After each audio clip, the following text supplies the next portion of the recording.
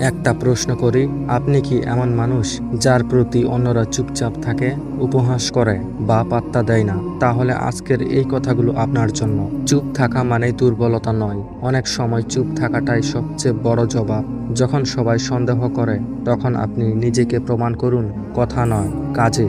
মানুষ তখনই পরিবর্তিত হয় যখন সে চুপচাপ নিজেকে গড়ে তোলে। আপনার জীবনকে বদলে দিতে হলে নিজের উপর বিশ্বাস রাখুন, অন্যের কটাক্ষ নয়, নিজের লক্ষ্যকে গুরুত্ব দিন। মনে রাখুন, সফলতা কৌতূহলের মধ্যে নয়, নীরব সংগ্রামের ফল।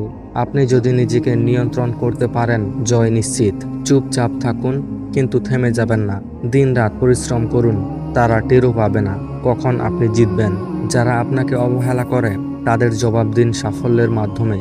প্রতিটি ব্যর্থতাকে শেখার সুযোগ বানান, ঘৃণা নয়।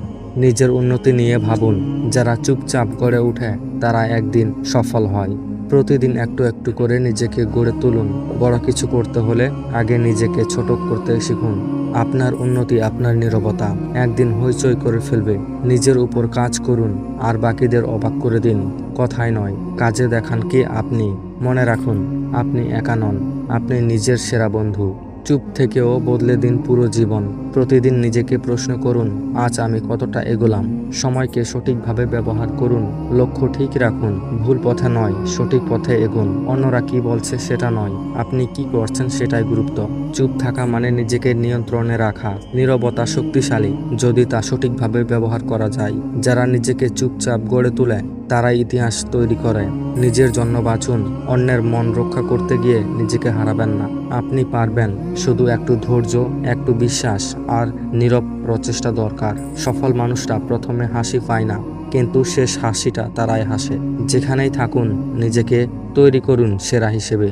আপনার যাত্রা অন্যদের মতো নয়, তাই তুলনা নয়, উন্নতি করুন। আজ যেটা কষ্টকর, কাল সেটাই আপনার শক্তি হবে। অন্যদের কথাই নয়, নিজের বিশ্বাসে চলুন। নিজের গল্প নিজেই লিখুন, নীরব, শক্তিশালী ও গর্বের। আপনি আজ যা করছেন তাই সঠিক করবে আপনি কাল কোথায় থাকবেন। চুপ থাকুন, কাজ করুন, বদলে দিন জীবন।